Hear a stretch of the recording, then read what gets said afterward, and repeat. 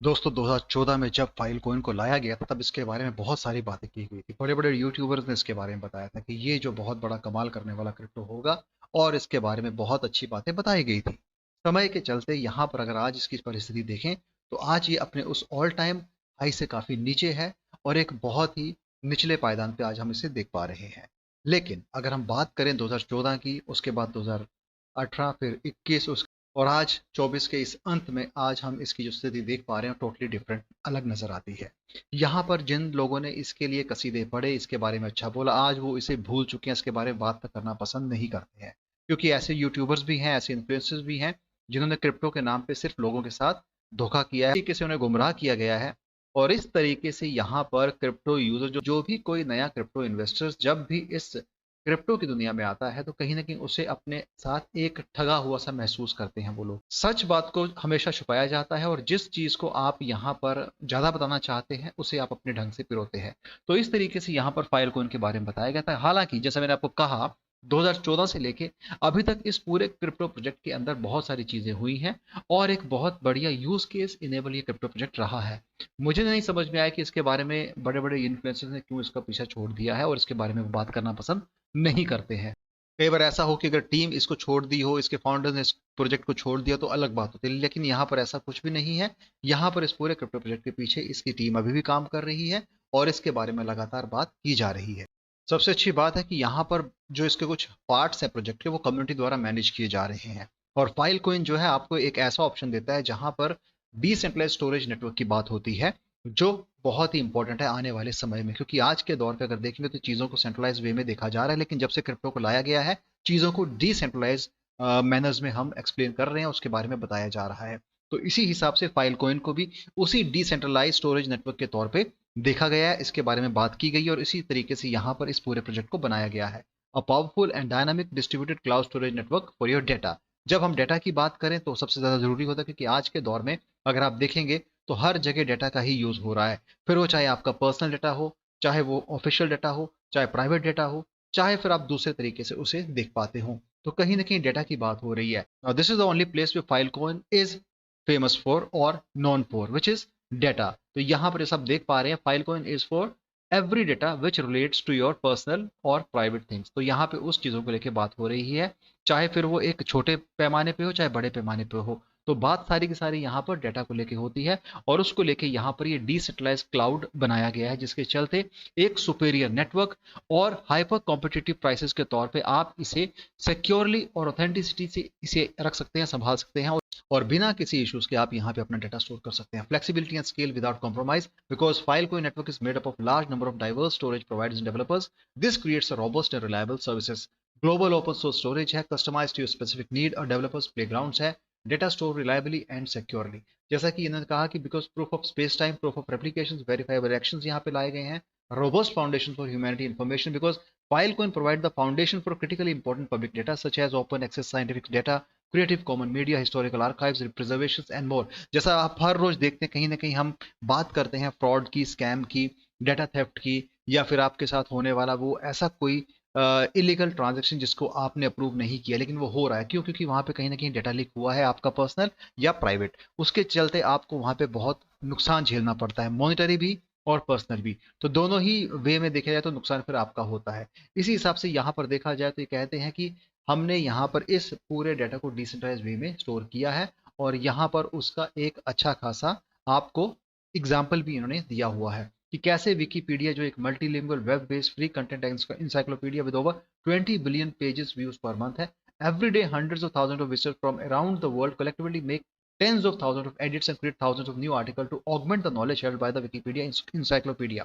A copy of Wikipedia database will store in the Filecoin network, helping to ensure this valuable public data is preserved. तो यानी कि अपने उदाहरण के तौर पे यहाँ पर विकीपीडिया को लिया गया है, जहां पर बहुत सारे लोग उस पर्टिकुलर पोर्टल के अंदर जाके अपने उन जो डिटेल्स चाहिए रहते हैं उन्हें चेक करते हैं, चाहे फिर वो ठीक करने को एडिट्स करते हैं या क्रिएट करते हैं। तो कहीं ना कहीं यहाँ पे आपके पास ऑप्शन है और कैसे यहाँ पर इस चीज को बनाया गया है उसके लिए फाइलकोइन लगातार काम कर रहा है। सो इसके साथ ये भी कहते हैं because we are hyper competitive market place for storage, Filecoin reduces the barriers to entry for storage providers and turns cloud storage into a commodity. This allows new entrant to easily compete with entrenched players. तो यहाँ पे सारी बात होती है transparency की, global market place की, जिसको लेके फाइलकोन लगातार काम कर रहा है, उसके लिए यूज केस को भी स्टेब्लिश किया हुआ है। तो इस तरीके से अगर देखा जाए तो कुछ दूसरे यूज केसेस भी हैं जहां पे डेटा एक्सचेंज की बात करते हैं, ह्यूमैनिटी डेटा की बात करते हैं, स्टैंडर्ड ब्लॉकचेन यूज केस की बात करते हैं, पेमेंट्स की बात करते हैं, टाइम स्टैम्पिंग और स्टोर ऑफ वैल्यू की भी बात करते हैं। अब डी स्टोर नेटवर्क की बात की जाए, it's a blockchain based storage which is simplified, जहां पर ये कहते हैं कि इस पूरे डेटा मैनेजमेंट को लेके हम यहाँ पर आपकी जो भी डेटा स्टोरेज चैलेंजेस हैं वो इस डी स्टोर नेटवर्क पे आप सॉल्व कर सकते हैं और इसका सॉल्यूशन यहाँ पर दे रहे हैं। Deep in your decentralise storage knowledge and skill with resources and documentation, जिसको यहाँ पे इन्होंने बताया, because D store is a leader in decentralise storage solution leveraging blockchain technology to provide secure scalable verifiable storage services. तो यहाँ पे कहीं ना कहीं स्टोरेज सर्विसेज, सिक्योरिटी और स्केलेबिलिटी को ऑप्शन दिया गया है। साथ यहाँ पर ये कहते हैं कि बिल्ड ऑन वेब3 apps, D apps and more, ground breaking storage network with the power of built in incentives की बात कर रहे हैं, जहां पे कहते हैं कि Filecoin is a storage design for वेब3, it uses IPFS interplanetary file system. इसका मतलब ये होता है as a building block to share all the benefit of content addressing, the verifiable cryptographic proof ensure that Filecoin storage providers are storing data and keeping it safe. Interoperability with Web3 compute network unlock a world of novel application and use cases, जहां पे इन्होंने इस पूरे Filecoin के अंदर आने वाले उन सभी यूज केसेस को और पूरे इकोसिस्टम्स के अंदर चीजों को बताया गया है। सो दोस्तों, अगर बात की जाए फाइलकॉइन के एक्स हैंडल की तो वो है @Filecoin. Filecoin is the largest decentralised data storage marketplace protocol in cryptocurrency, और Twitter account is community manage ये यहाँ पे दिखा रहा है। जुलाई 2014 में से लाया गया था। 668.2 थाउजेंड फॉलोअर्स यहाँ देखने को मिल जाएंगे।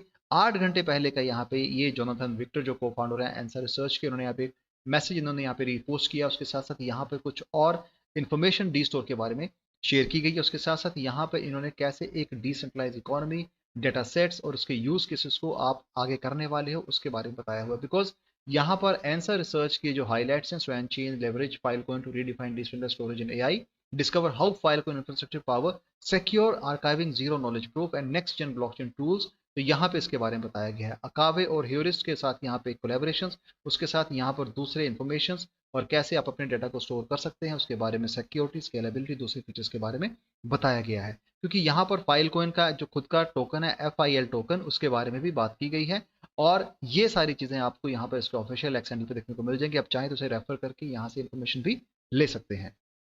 बात की जाए आपके फायदे की, वो है coin market cap. Filecoin is the project name, FIL is the official token name, rank CMC पर 40 है, काफी अच्छा रैंकिंग है। करंट प्राइस इंडियन रुपीज में 572.25, डाउन बाय 41.21% के हिसाब से आज के दौर में देखा जा रहा है, जबकि अपने ऑल टाइम हाई से बहुत नीचे है, एक वायबल पोजीशन पे है। और अगर आज के समय आप इसमें निवेश करते हो तो दोस्तों हम मानते हैं कि आने वाले बुल रन में इसमें बहुत बड़ा उछाल देखा जा सकता है। इसमें पोटेंशियल है पूरे प्रोजेक्ट में। फिलहाल अपने उस ऑल टाइम हाई से काफी नीचे है, लेकिन अगर 1 मंथ का चार्ट हम यहाँ पे देखते हैं तो चीजें कुछ अलग नजर आती हैं, जहां पे अपने उस नए यहाँ पर ATH पे बन रहा है, जो कि पिछले 1 महीने का हम चार्ट देख पा रहे हैं, जहां पे इसने 1 महीने के अंदर अंदर यहाँ पे काफी अच्छा 700 रुपए के करीब भी गया था और आज उस 700 से करीब करीब 572 पे रन कर रहा है। अब अगर सप्लाई की बात की जाए तो total supply 1.95 billion FIL token है, लेकिन सर्कुलेशन में जस्ट 611 मिलियन FIL टोकन लिए गए हैं, जो कि बहुत ही कम है। और हाँ, समझता हूँ इतनी कम सप्लाई के अंदर अगर इसमें टोकनॉमिक्स को अच्छे से मैनेज करते हैं तो कहीं ना कहीं प्राइस में चेंज भी देखने को मिलेगा। यूज केस को और एक्सपांड करते हैं, कहीं ना कहीं नई लिस्टिंग की जाए, कहीं ना कहीं कुछ अच्छे इनोवेशन की जाए तो उसके प्राइस में इजाफा देखा जा सकता है। ऑल टाइम हाई 4 साल पहले 20,123 गया था, ऑल टाइम लो 5 साल पहले 155 गया था, जो आज 266.73% से ऊपर चल रहा है, यानी कि अपने ऑल टाइम लो से काफी बेहतर स्थिति में है। और आप इसे मल्टीपल क्रिप्टो एक्सचेंज, जिसमें Binance, Bybit, Coinbase exchange, OKX, सुपिट, बिटकेट, क्राकेन, कुकोइन, HTX वगैरह पे इजीली बाय कर सकते हैं। उसके अलावा दूसरे एक्सचेंज और डेक्स पे भी अवेलेबल है, मल्टीपल पेयर्स में अवेलेबल, आप चाहें तो उसे बाय कर सकते हैं। लेकिन बाय करने से पहले अपने फाइनेंशियल एडवाइस सलाह लेके निवेश करें, उतना ही निवेश करें इसका कोई नफा कम ना हो। जैसा दोस्तों मैंने आपको स्टार्टिंग में कहा था कि एक ऐसा प्रोजेक्ट जिसने अपने स्टार्टिंग के फेज में शायद उतनी ग्रोथ न ली हो, लेकिन जितनी ग्रोथ जब 2021 का बुल रन था उसमें बहुत अच्छा इसने यहाँ पे प्रॉफिट अपने निवेशकों को दिया है। हालांकि उसके बाद काफी लोगों ने इसमें सेल आउट किया, इसे निकल गए, इसे छोड़ दिया, और आज इसकी सिचुएशन ऐसी कि जब ये अपने ऑल टाइम लो के इर्द गिर्द घूम रहा है। तो मैं समझता हूँ एक बेहतर अपॉर्चुनिटी है आप लोगों के लिए। अगर आपने इसमें अभी तक निवेश नहीं किया और अगर करना चाहते हैं तो आज का टाइम आपके लिए बेस्ट है, क्योंकि आने वाले समय में इसके प्राइस में एक बड़ा सर्च, बड़ा राइज देखा जा सकता है। ऐसा इसके पास हिस्टोरिकल ट्रेंड को देख के हम कह रहे हैं। तो दोस्तों एक हल्का सा ओवरव्यू मैंने आपको फाइल कोइन कुछ अपडेट्स इसके बारे में दिए। वीडियो पसंद आया तो चैनल को सपोर्ट कीजिएगा, वीडियो को शेयर कीजिएगा। Thanks a lot for watching this video. Have a great day ahead. Bye.